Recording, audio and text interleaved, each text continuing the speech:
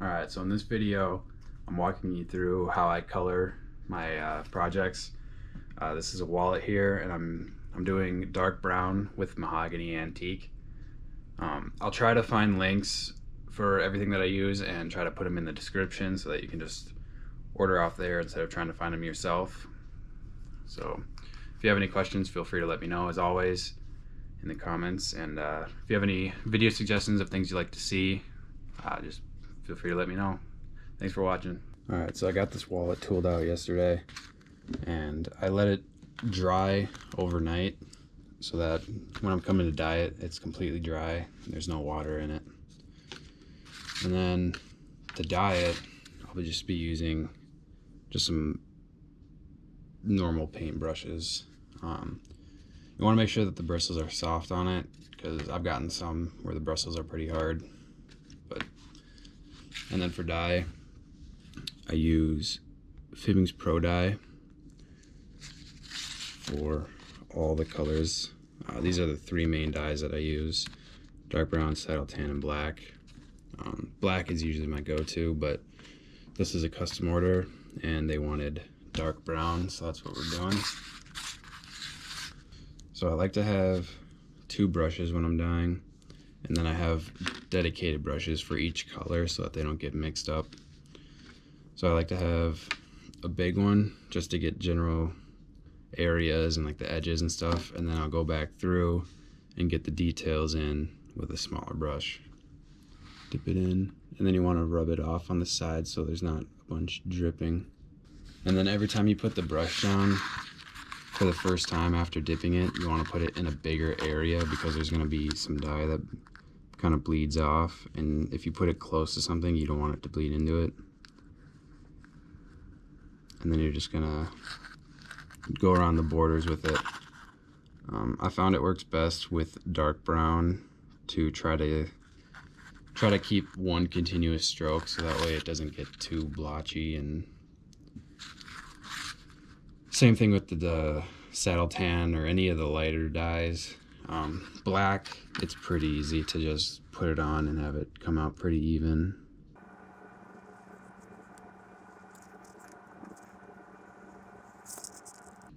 You're going to want to avoid holding the paintbrush over the work as you're going to dip your brush and everything, because there's always the potential that it'll drip. You don't want random spots of dye just thrown on there.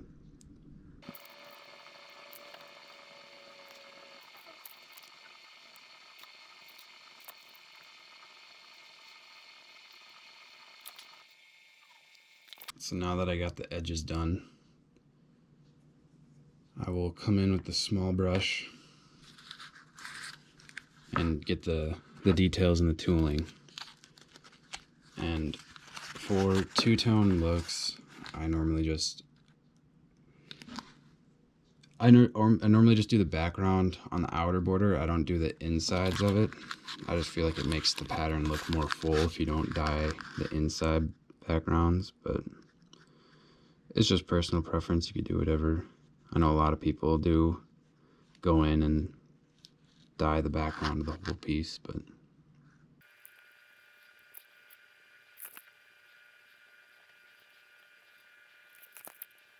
so here I'm going and doing a bigger area just off the bat, so that when I go to do these backgrounds, I don't have a bunch of excess dye in my brush that could run off onto the tooling. And when you do those big areas, you want to look for somewhere that's a little bit lighter, because if it's already dark and you go to put more on, obviously you'll just get darker. So, and then you should be good to come in and do the background without having any extra dye in there to run off and get on the tooling.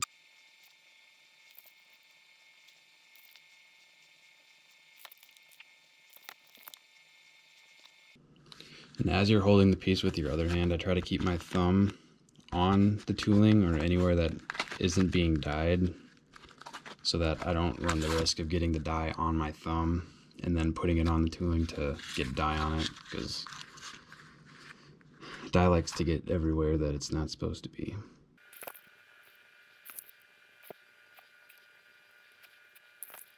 Alright, so now that I got the background's dyed on the floral, I'll just run back through and do a second coat around the edges just to try to get those as even as I can.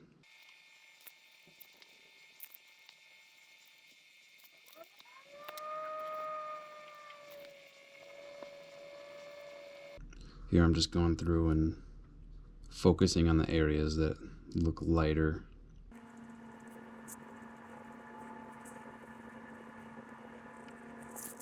So there we have it dyed. It looks a little uneven at the moment, but I'm gonna give it a couple hours to dry, and then that should help make it even. And if I come back in a couple hours and it isn't dry, or I mean it isn't even, I'll probably just do another coat on it just to get it as even as I can. Try to get it as close as I can to the border here.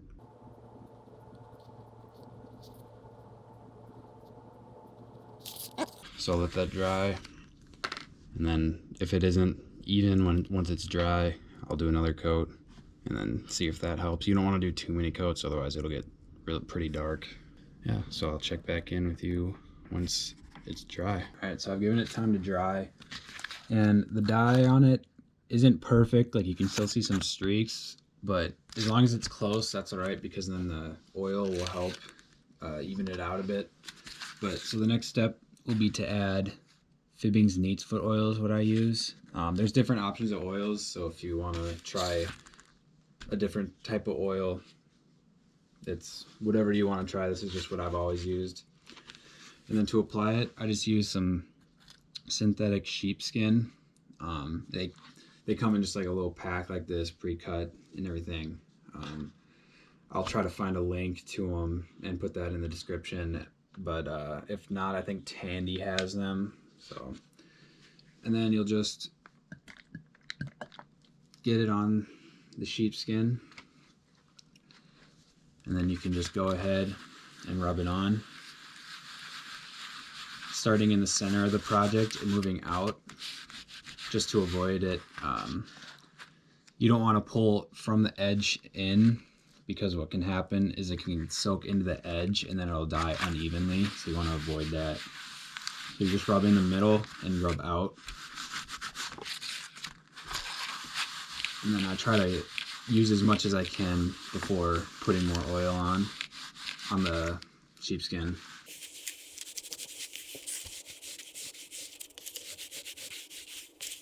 So I got an even coating there, and then I'll just put a little bit more on the sheepskin, and then I'll just do one last coating on it. Oiling will be the main factor on how dark your tooling is. So I usually like to get it pretty dark, so I usually put pretty heavy coats on, but that's just my personal preference. If you like a lighter color, it's all up to you how much you want to put on.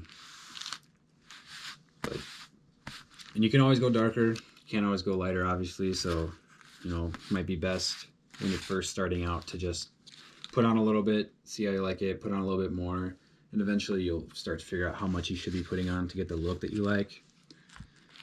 But that's about as much as I'll put on. And same as the dye, I'll let it dry completely, and then look at it and assess what it's looking like. If I come back to look at it and it's not quite the coloring that I want, I can always add more.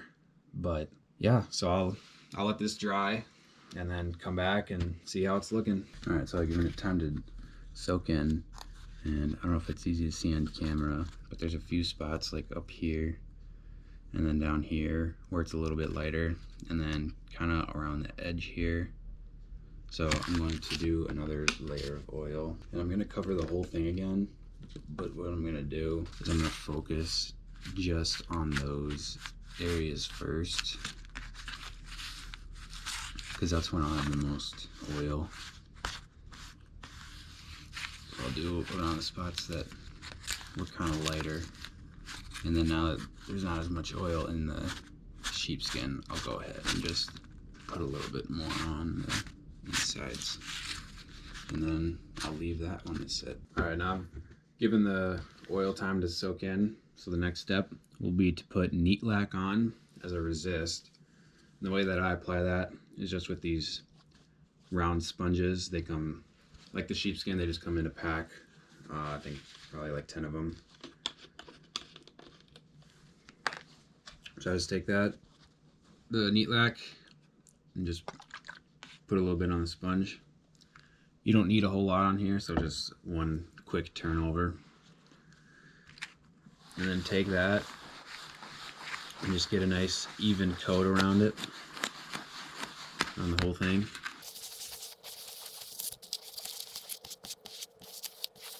And then I'll go put more on, same as last time, just one turn over onto it, and then I'll start on the opposite side and work my way back to where I started the first time, just to try to get as even of a coating as I can. When you're putting this on, you want to make sure that you don't put too much in one spot, because it's pretty easy to kind of see it pooled up, so you want to just kind of rub it and make sure that there's not too much in one spot. So I got that put on. That'll only take probably 15-20 minutes maybe to dry.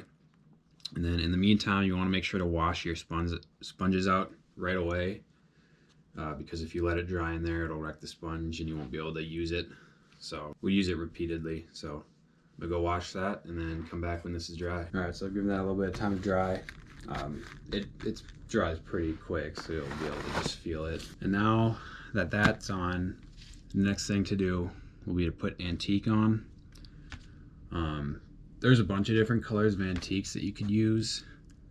For the longest time, I pretty much just used black antique on everything. But recently what I've been doing is using mahogany, and I like the light color that it has on it. So, but you can use whatever you like, but it's just the Fiebings antique paste. I haven't had really much luck with any of the other kinds, but if you can get it to work, whatever you prefer.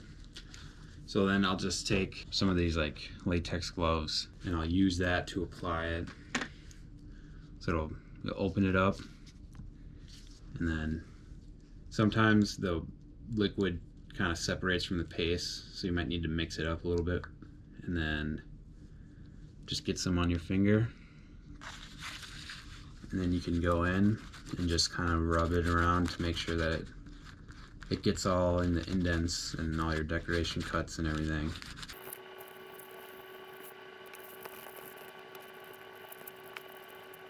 Alright, and then once you got it spread evenly, I'll just go around and look and just make sure that there aren't any indents in it that I missed. I want it to be in all the stamps and all that. So, and then once it's on good, then I will set a timer on my phone for 10 minutes, and then once that timer goes off, then I'll come and wipe it off. Alright, so I've let it sit for 10 minutes now. Next we're gonna take a paper towel and just be wiping off the top layer. You don't want to be taking off all of the antique, just the top bit, all the extra.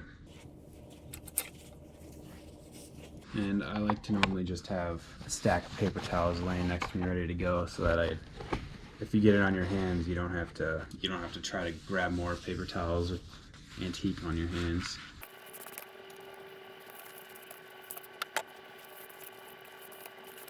So I got the top layer off, and then after you wipe that bit off, you'll let it sit again. And this time there's not really like a set amount of time to let it sit for.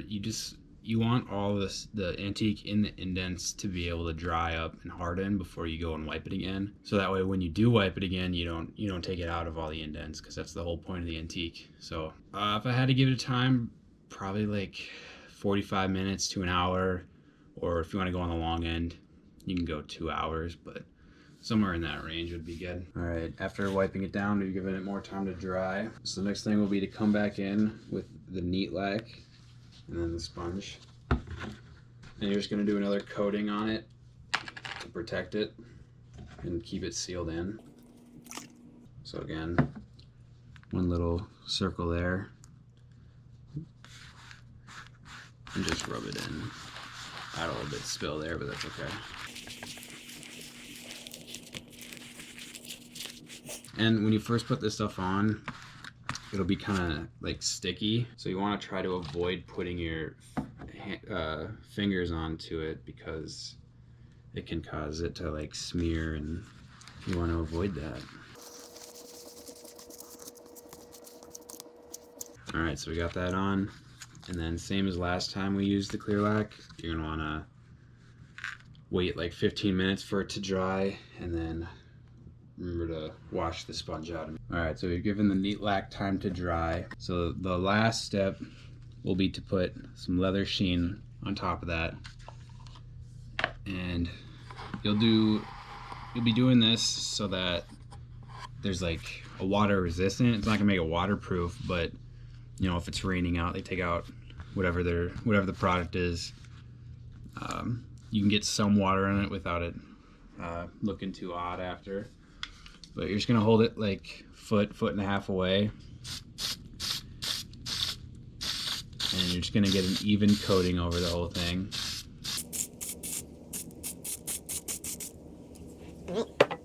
So there's the finish on that.